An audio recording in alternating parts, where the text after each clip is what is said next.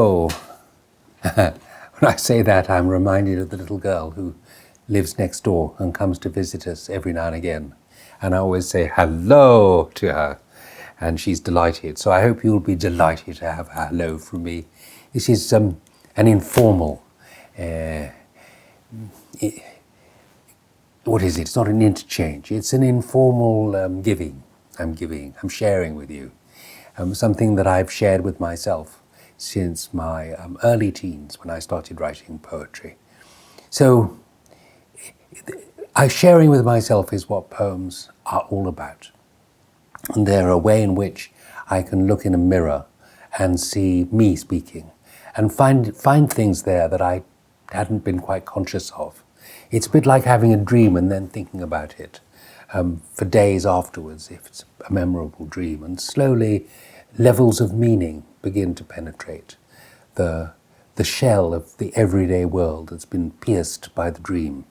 So poetries are like that. They kind of pierce the shell of everyday life and reveal something.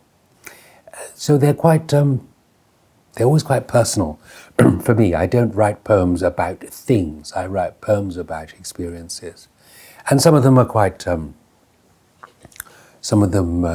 happened out there in a very objective kind of way. So I'm going to read you one which is set in India. And any of you who've travelled in India will know that there are lots of beggars, especially in the cities, especially in certain cities. I've never seen more beggars than I've seen in Benares, for instance. And you, inevitably, they get through to you.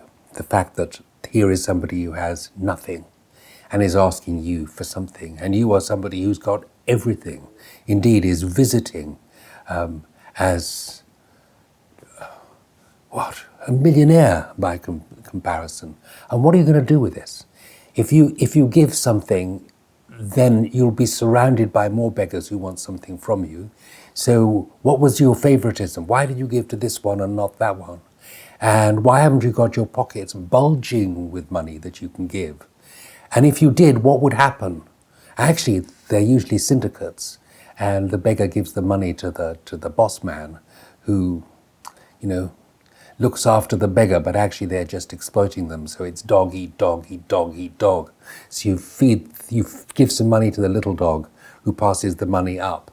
So eventually the big dog gets rich, except in this context, actually nobody's rich. They're all beggars begging off you, kind of thing. And it's very disturbing. So here's a poem about being disturbed. And it's called Beggars.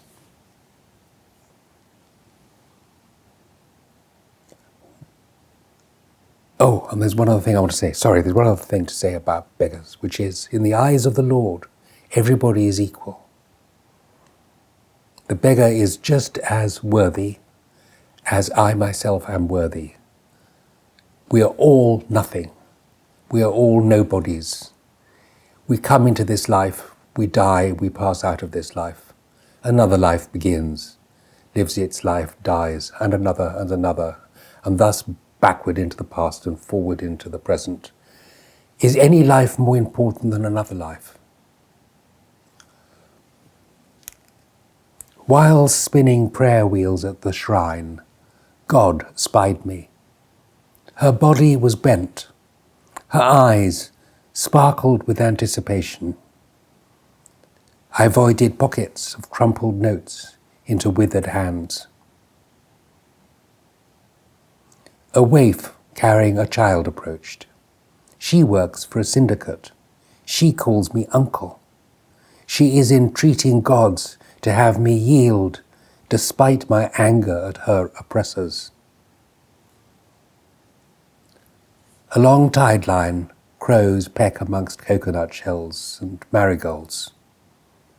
Last night, rejoicing cohorts prayed and danced, knowing that joy is conceived in faith and delivered by celebration. Unevenness tripped me. Sprawling face down, abused and abuser appeared together, no better or worse to confuse their identity. And I wept with joy because of the insight.